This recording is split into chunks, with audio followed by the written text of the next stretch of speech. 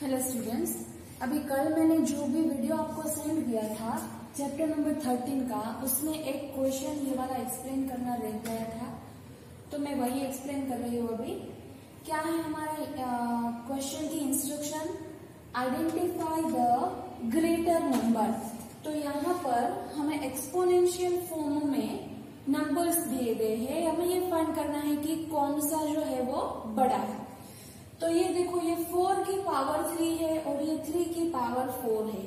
एक ऐसा है जिसमें पावर बड़ी है, बेस छोटा है, एक ऐसा है जिसमें बेस जो है वो बड़ा है और पावर छोटा है। तो हमें ये डिसाइड करना है कैलकुलेट करने के बाद कि कौन सा नंबर बड़ा है। तो क्या करेंगे, पहले तो इसको सिंप्लीफाई करना पड़ेगा, इसका आंसर निकालना पड़ेगा और फिर हम बता पाएंगे कि which one is greater. So let we do it. First one is 4 cube. So 4 cube हम क्या करेंगे, 4 कितनी बार लेंगे, 3 times, because power is 3। 4 into 4 into 4, so you get 64. Next what we are doing, 3 raised to 4, so we have to solve this। 3 raised to 4, so यहाँ पर power कितनी है 3 की, 4। तो 3 को हम कितनी बार मल्टीप्लाई करेंगे, 4 टाइम्स। तो 1 2 3 4 टाइम्स अगर आप 3 को मल्टीप्लाई करोगे तो क्या मिलेगा आपको, 81। अभी आप इजीली कंपेयर कर पाओगे, देखो कि कौन सा नंबर बड़ा है। ऐसे ही देखकर नहीं बता देना है कि ये 4 है और ये 3, तो डेफिनेटली 4 ही बड़ा होगा, ऐसा नहीं होगा। देखो आंसर पे ये 81 बड़ा आ रहा है, जो कि 3 raised to 4 का आंसर है। ठीक है, तो आंसर ये हो गया हमारा कि 3 power 4 which is greater than 4 power 3। ठीक है, उसी तरह से सेकंड वाला देखो, तो यहाँ पर 5 raised to 3 है और ये है 3 raised to 5। ठीक है, तो 5 क्यूब अगर मैं फाइंड करूंगी तो कितनी टाइम 5 को मल्टीप्लाई करेंगे हम, 5 टाइम्स, तो मिल गया हमें 125। देन आफ्टर 3 raised to 5 है, तो हम 3 को 5 टाइम्स मल्टीप्लाई करेंगे, तो 1 2 3 4 5 टाइम्स कर दिया, तो आंसर मिल रहा है 243। अभी देखो 243 बड़ा है कि 125, ऑब्वियसली 243 वो किसका आंसर है, 3 raised to 5 का। तो इन दो नंबर्स में से कौन बड़ा है, 3 raised to 5 जो है वो 5 raised to 3 से बड़ा नंबर है। ठीक है, ये दो मैंने यहाँ पर दिए गए, उसके बाद अगर कोई है थर्ड या फोर्थ तो आप खुद से ट्राई करो। ठीक है, तो यहाँ पर आपका क्वेश्चन नंबर 4 कंप्लीट, जो कि कल के वीडियो में एक्सप्लेन करना रह गया था। अब हम जाएंगे क्वेश्चन नंबर 6 की ओर। ओके स्टूडेंट्स, तो in this video now we will learn question number 6, 7 and 8 of exercise 13.1. Okay, so question number 6, the instruction is simplify. So simplify is very simple. Question you see, 2 into 10 raised to 3. Now see one thing, if I write 10 square, then it will become 10 into 10 2 times. Why 2 times? Because power is 2. If I write 10 to the power 3, so here what is the power of 10? 3. So how many times 10 will multiply? 3 times. So it will be 10 into 10 into 10. If I write 10 raised to 5, so here how many times 10 will multiply? 5 times. So let I write 10 5 times. Okay. Now what will happen if I multiply 10 with 10? It will become 100. If I multiply 10 with 10 with 10 3 times, then it will become 1000. And if 5 times, then it will become 1 lakh. Here we have to observe one thing. See, what is the power of 10? 2. And how many zeros we are getting in the answer? 2. How many power? 3. And how many zero? 3. What is the power here? 5. And how many zeros we are getting? 5. So here I want to tell you that if the power of 10 is 5, 3, 2, equal number of zeros will come in the answer. So no need to write this long thing in between. Directly you can say it is 1 lakh if power is 5. If power is 3 you can say it is 1000. Okay? तो जो भी आपका power होगा उतने zeros 1 के बाद में लगा दो, वही आपका आंसर आने वाला होगा। ठीक है? तो ये वाला जो बड़ा वाला लिखने की जरूरत नहीं है। तो यहाँ पर मैंने ऐसा कुछ किया है 10 to the power 3, so it will become 1000. Now 2 into 1000, that will be 2000. Second sum, 7 square into 2 square. What is the power of 7? 2. So 7 will multiply with 7 2 times. Similarly, the power of 2 is 2, so 2 into 2 will happen. Now multiplication you can do by your choice. अगर आप ऐसे करोगे कि 7 7 जा 49 and 2 2 जा 4 and then 49 4 जा 196, then also no problem. अगर आप ऐसे करोगे कि 7 2 जा 14 और दूसरी बार भी 7 2 जा 14, तो 2 बार 14 14 आएगा, तो आप 14 का स्क्वायर निकाल लो तो भी आंसर 196 ही आएगा। ठीक है? किसी भी तरह से कोई भी तरह से आप मल्टीप्लाई करो, ये आपकी चॉइस है। जो भी मेथड आपको इजी लगे उससे आप कर सकते हो। फिफ्थ वाला डायरेक्टली करा रहे क्योंकि थर्ड एंड फोर्थ आपको होमवर्क में करना है। फिफ्थ में 0 के साथ 10 स्क्वायर मल्टीप्लाई हो रहा है। So if 0 will multiply with any number we know that answer will be 0 only. So यहाँ पर भी आंसर क्या आएगा? 0। आगे चलो सिक्स्थ वाले क्वेश्चन पे। 5 स्क्वायर 3 क्यूब। स्क्वायर है तो 5 जो है वो हम 2 बार लेंगे, क्यूब है तो 3 को हम 3 बार लेंगे। अब मल्टीप्लाई आपकी चॉइस है, आप किसी भी तरह से करो। मैंने कैसे किया है? 5 5 जा 25, 3 3 जा 9, 25 9 जा 225। यहाँ तक तो हम कर सकते हैं। ये लास्ट वाला 3 है वो ऐसे लिख दिया मैंने यहाँ पर, फिर बाद में इसको 3 से मल्टीप्लाई कर दो तो आपको 675 मिल जाएगा। चॉइस आपकी है, आप ऐसे भी कर सकते हो। देखो 5 into 3 15 कर दो, फिर ये 5 into ये 3 15 कर दो, तो 15 का स्क्वायर करना पड़ेगा आपको। अगर 15 का स्क्वायर निकालोगे तो भी ये 225 ही आएगा, और ये जो लास्ट वाला 3 बचा है उसको बाद में मल्टीप्लाई कर दो। ठीक है? आप कोई भी तरह से मल्टीप्लाई करो, आंसर तो सेम ही रहेगा। आगे चलते हैं। 7th वाला आप खुद से करोगे होमवर्क पे। मैंने 8th वाला सम लिया है यहाँ पर।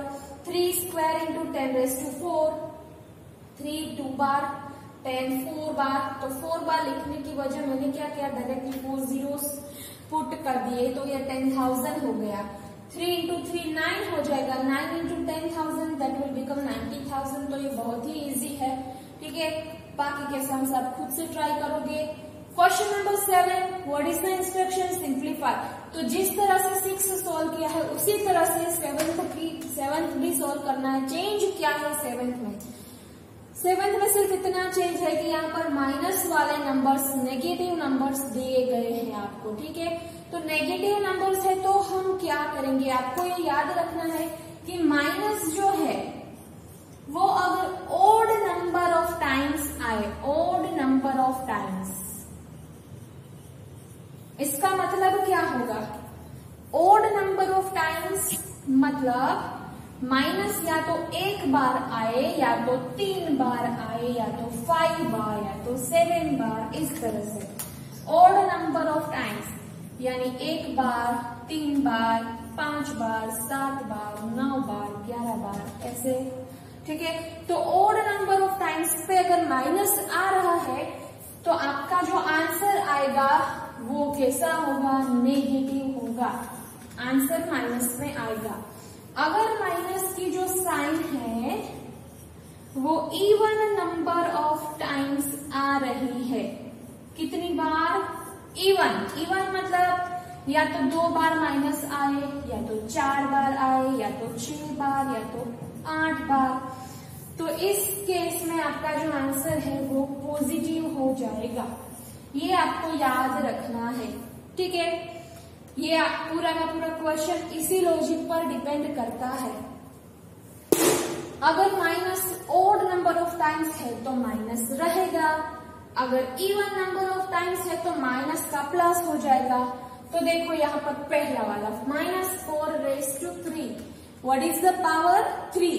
So -4 will multiply multiply 3 times and 3 is what? How many times minus is coming here? 1, 2, 3 odd number of times, तो आंसर नेगेटिव रहेगा। तो यहाँ पर 64 तो होगा बट माइनस में आएगा। उसी तरह से सेकंड एंड थर्ड पे देखो, सेकंड पे -3 है और फिर -2 का क्यूब है, ठीक है। तो इसको मैं सिंप्लीफाई कैसे करूंगी? -3 ऐसे लिख दिया और -2 को 3 बार लिखा। अभी माइनस की साइन हमें टोटल काउंट करनी है, तो 1, 2, 3, 4 कितनी बार माइनस है? 4, और 4 क्या है? इवन नंबर है, तो यहाँ पर आंसर प्लस हो जाएगा। और आंसर निकलेगा कैसे? तो कि जैसे यहाँ पर हम मल्टीप्लाई कर रहे थे, करना तो वैसे ही है। 3 2 6, 6 2 12 एंड 12 2 24, तो प्लस 24 आएगा। ओके, अभी नेक्स्ट पर चलते हैं। -3 का स्क्वायर है, -5 का भी स्क्वायर है, यहीं से पता चल रहा है, देखो दोनों का स्क्वायर ही दिया है, मतलब इवन टाइम्स ही माइनस आएगा, क्योंकि स्क्वायर है। 2 बार यहाँ पर, 2 बार यहाँ पर, टोटल 4 बार ही होगा। 4 क्या है? इवन, तो पता चल गया आंसर पॉजिटिव ही होने वाला है, ठीक है। चलो सोल्व करो। 3 3 9, 5 5 25 and 25 9 225, ठीक है। अभी फोर्थ वाला आप खुद से करोगे होमवर्क पे। Next question, actually it is my mistake here, complete will not come, compare will come. आप समझ लेना, कंपेयर करना है हमें। दो नंबर दिए गए हैं, 2.7 into 10⁻12 एंड 1.5 into 10⁸8। सो इसको समझने के लिए ये लॉजिक याद रखो, 10 हो या तो कोई भी नंबर हो, बट चलो 10 ही लेते हैं क्योंकि यहाँ पर हमारे 10 ही जरूरी है। अगर 10 का पावर 3 है, 10 का पावर 4 लिखूं, 10 का पावर 5 लिखूं, 10 का पावर 9 लिखूं, 10 का पावर 10 लिखूं, तो ये कॉमन सेंस है कि if power will greater the number will be greater, ठीक है। जिसका पावर बड़ा वही नंबर बड़ा माना जाएगा। अगर यहाँ पर पावर 3 है तो ये 1000 होगा, यहाँ पर 4 है तो ये 10,000 हो गया, पावर 5 है तो ये नंबर 1 लाख हो जाएगा। तो पावर बढ़ रहा मतलब वो नंबर भी बड़ा है, ठीक है। तो अगर मैं इसके आगे सपोज 99 लगा दूं और इसके आगे मैं 10 लगा दूं, 10 into 10⁻4 है और ये 99 into 10⁻3 है, तो ये नंबर बड़ा होने के बावजूद ये कैसा होगा? छोटा। इसके कंपेयर में हमें ये पावर देखनी है, कुछ और नहीं देखना है, ठीक है। 10 की पावर देखनी है, तो ठीक है। देखो फर्स्ट में 2.7 into 10⁻12, 1.5 into 10⁻8, तो यहाँ पर पावर 12 दी गई है, यहाँ पर पावर 8। कौन सी पावर बड़ी है? 12 की 8। 12 is greater, so 10 to the power 12 is greater than 10 to the power 8। That's why जिस नंबर के पास ये वाली पावर है वो नंबर बड़ी। किसके पास है? 2.7 के पास। तो 2.7 into 10⁻12 will be greater than 1.5 into 10⁻8। अभी दूसरे वाले पे जाओ, 4 3, यहाँ पर पावर है 14, वहां पर 17। विच वन इज ग्रेटर? 17। तो 10⁻17 इज ग्रेटर देन 10⁻14। तो 17 जो है वो बड़ी वाली है, तो ये नंबर भी बड़ा हो गया। तो कौन सा नंबर बड़ा है? 3 into 10⁻17 will be greater than 4 into 10⁻14, ठीक है।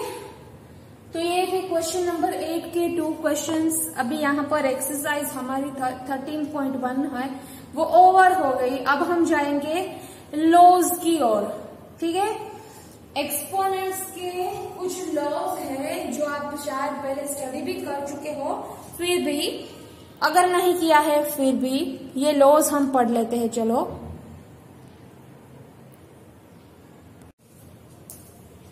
Okay, so our next topic is topic number 13.3, that is laws of exponents. Total 5 laws we have to remember. All the laws are very easy. So let I explain you one first law by taking the example over here. What we have to do, if I write 2 raised to 3 into 2 raised to 2. Okay, now what we'll do, इसको simply किया तो 2 कितनी बार लिखेंगे, 3 बार, ठीक है। और यहाँ पर भी 2 का स्क्वायर है तो अब हम 2 कितनी बार लिखेंगे, 2 बार। तो फाइनली देखोगे तो कितनी बार 2 आ रहा है, 5 बार। तो क्या मैं इसे 2⁵ लिखूंगी, ठीक है। दूसरा एग्जांपल ले लो, अगर मैं 3 की पावर 4 बता दूं और फिर से 3 की पावर 5 बता दूं, अभी मुझे इसका सिंप्लीफाई करना हो तो 3 पहले कितनी बार हम लिखेंगे, 4 बार, और बाद में 5 पावर है तो फिर दोबारा से 5 बार हम 3 लिखेंगे। तो ये देखो 4 बार हो गया और उसके बाद में 5 टाइम्स 3 भी मैंने लिख दिया। तो टोटल कितनी बार 3 हो रहा है, 9 टाइम्स। तो ये एक्चुअली क्या हो गया, 3⁹ हो गया।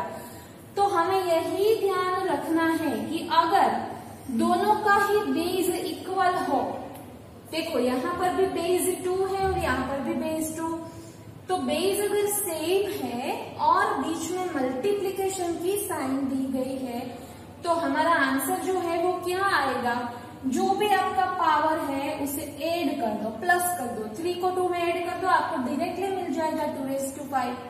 बेस को एज इट इज लिखना है, ठीक है। अभी यहाँ पर भी अप्लाई कर सकते हैं, देखो दोनों का बेस इक्वल है, बीच में मल्टीप्लीकेशन भी है, तो 4 में 5 ऐड कर दो तो क्या हो जाएगा, 9, और ये वाला 3 तो एज इट इज रहेगा। तो इसका आंसर डायरेक्टली हम बता सकते हैं कि वो 3⁹ है, ठीक है। तो यही हमारा पहला वाला रूल है जो जनरली लिखा है, दोनों का ही बेस मैंने सेम लिया है a। If the bases are equal and बीच में मल्टीप्लीकेशन भी है तो पहले का पावर मैंने m लिया है, दूसरे वाले का पावर मैंने n लिया है, तो आंसर क्या हो जाएगा, a का पावर, ये दोनों का एडिशन तो m प्लस n हो जाएगा। Get it. तो अगर उस लो को मैं इससे कंपेयर करूं तो फर्स्ट वाले सम में मेरा a क्या है, 2 है, और मेरा m 3 and 2, सही है। अभी इसमें कंपेयर करोगे तो 3 जो है वो मेरा a हुआ क्योंकि वो बेस है, फिर m 4 हो जाएगा और n की वैल्यू 5 हो जाएगी। सो m प्लस n अगर आप करोगे तो 4 + 5 आपको 9 मिल जाएगा। तो ये हो गया पहला वाला रूल। अभी दूसरा रूल उससे टोटली अपोजिट है, ठीक है। देखो यही क्वेश्चन में लेती हूँ, सिर्फ चेंज यहाँ पर करना है, मल्टीप्लीकेशन की जगह पर डिवीजन। तो क्या होगा, तो पहला जो है वो है 2 की पावर 3, तो हम कितनी बार 2 लेंगे, 3 बार। अभी डिवीजन का रिलेशन है तो हम डिनोमिनेटर में लिखेंगे क्या, उसके बाद वाला वो क्या है, 2 का स्क्वायर, तो डिनोमिनेटर में आ गया 2 × 2।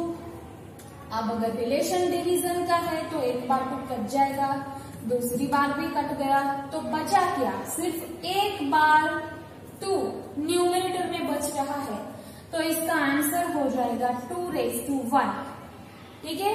अब इस 1 को आप ना लिखो तो भी चलेगा, लेकिन चलो फिलहाल लिखते हैं। अभी वो सेम दूसरा जो है उसमें भी मैं वही करती हूँ, चलो डिवीजन का रूल अप्लाई करते हैं। यहाँ पर जो मल्टीप्लाई है उसकी जगह पर मैं डिवाइड कर देती हूँ, तो क्या हो जाएगा, 3⁴ लिखा है वो न्यूमरेटर में आ जाएगा और डिनोमिनेटर में क्या आएगा, 5 टाइम्स।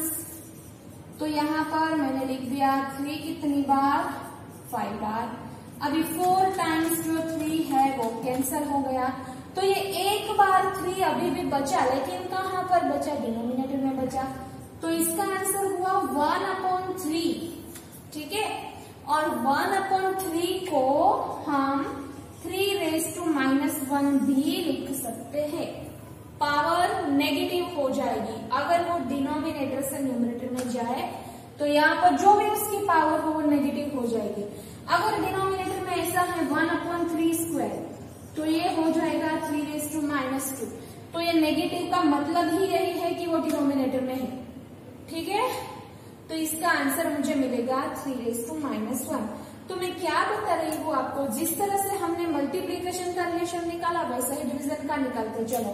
तो हुआ क्या, यहाँ पर पावर 3 थी, 2 थी, तो आंसर की पावर 1 हुई। क्या रिलेशन है दोनों के बीच में?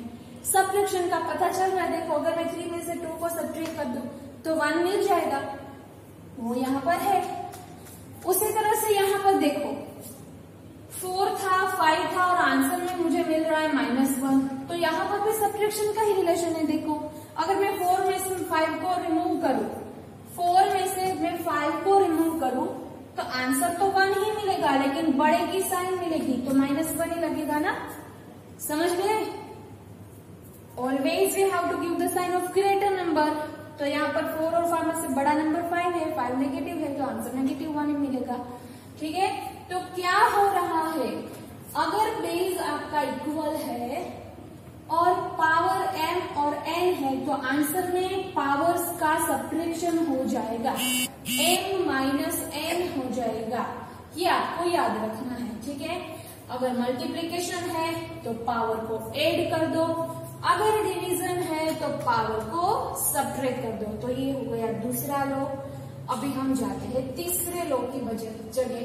तो यहाँ पर देखो क्या चेंज है, बीच में मल्टीप्लीकेशन है लेकिन फिर भी पहले वाले लॉ से ये डिफरेंट है। क्या डिफरेंस है? यहाँ पर a⁻m, यहाँ पर भी a⁻m, यहाँ पर a⁻m, बट यहाँ पर चेंज है b⁻m। देखो ठीक है, तो दूसरा जो टर्म है वो b⁻m है। और ध्यान से देखोगे तो पावर्स जो है वो सेम है दोनों में, बेसिस डिफरेंट है, पावर्स इक्वल है। समझ गए? बेसिस क्या है हमारे a और b, पावर क्या है m। चलो एग्जांपल लेते हैं।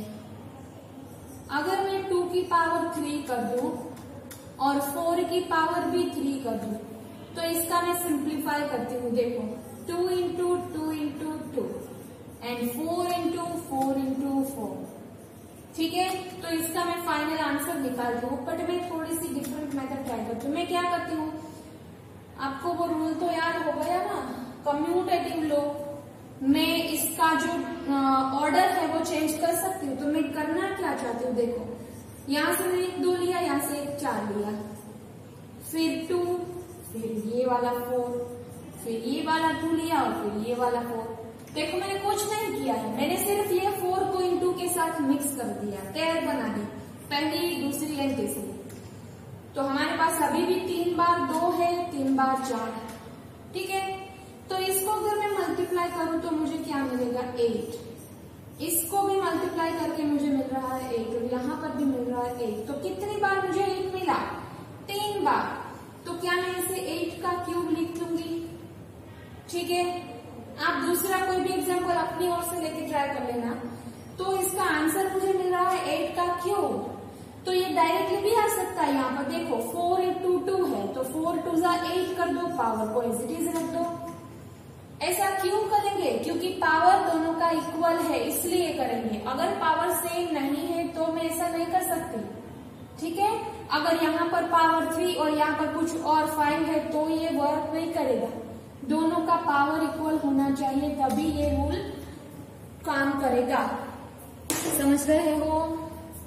तो यहाँ पर दोनों का पावर जो है वो इक्वल है, इसकी वजह से आंसर हमें मिल रहा है 8 का क्यूब। मैंने एग्जाम्पल लेकर भी बताया कि किस तरह से 8 का क्यूब होगा।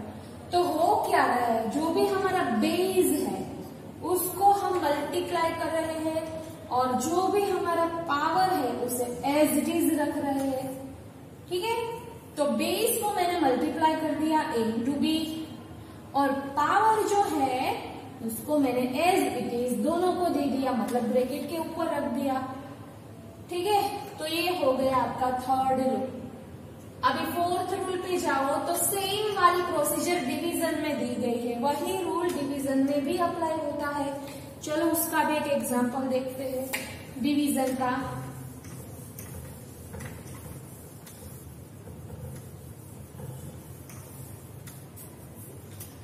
देखो अभी मैं यहाँ पर 9 का स्क्वायर डिवाइडेड बाय 3 का स्क्वायर ऐसा करती हूँ।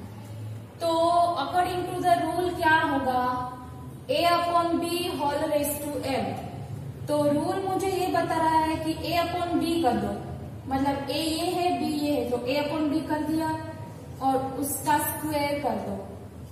तो इसका आंसर क्या मिलेगा? अगर आप इसे कैंसिल करोगे तो 3 3 9 है, तो आंसर 3 स्क्वायर आ रहा है। रूल से किया मैंने, ये लॉजिक अप्लाई करके। अब बिना लॉजिक के करते हैं, चलो अभी ऐसे ही simply without any rule we will do. अभी 9 का स्क्वायर है तो मैं 9 इंटू 9 करूंगी। डिनोमिनेटर में 3 का स्क्वायर है तो यहाँ पर मैं 3 इंटू 3 करूंगी। अभी 3 से ये 9 कटेगा, 3 3 जा, ये 9 भी जाएगा, 3 3 जा, तो क्या रहेगा? 2 बार 3 आ रहा है, वो भी न्यूमरेटर में, तो यहाँ पर 3 इंटू 3 बचेगा, डिनोमिनेटर में कुछ नहीं बचेगा। तो इस 3 इंटू 3 को मैं क्या बोलूंगी? 3 का स्क्वायर बोलूंगी। तो देख लो सही आंसर आ रहा है।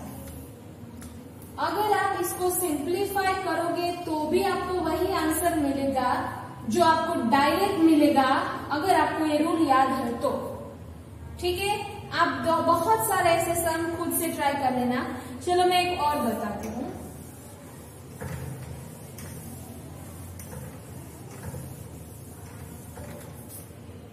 चलो मैं लेती हूँ 12 का पावर लिया 4 डिवाइडेड बाय 3 ले लो, 3 का पावर भी 4। ठीक है, तो अब हम रूल अप्लाई करते हैं। हमारा रूल ये कहता है कि 12 डिवाइडेड बाय 3 कर दो और फिर पावर बता दो, जो भी है वही पावर तो वही रहेगा। और यहाँ पर 12 डिवाइडेड बाय 3 हो गया और 12 डिवाइडेड बाय 3 करोगे तो क्या मिलेगा? 3 4 12, तो यहाँ पर आना चाहिए 4 रेज़ टू 4। डायरेक्ट में पता चल गया। अभी हम सोल्व करते हैं। चलो मेथड करो, तो 12 को 4 टाइम्स मल्टीप्लाई करते हैं। ठीक है, और डिनोमिनेटर में 3 को भी 4 टाइम्स करते हैं। हो गया। अभी ये 3 से 4 और 12 कटेगा, 3 4 जा, तो ऐसा तो सभी में होगा। ठीक है, तो ये क्या हो गया? 4 रेज़ टू 4 हो गया ना, तो यही आंसर है। इसीलिए ऐसा रूल बनाया है कि आपको ये सारी झंझट ना करनी पड़े और डायरेक्टली आप आंसर बता पाओ। ठीक है, तो ये रूल आपको याद रखना है, 4th वाला। अभी 5th वाले और लास्ट रूल पे हम चलते हैं, उसके बाद हम डायरेक्टली एक्सरसाइज पर जाएंगे।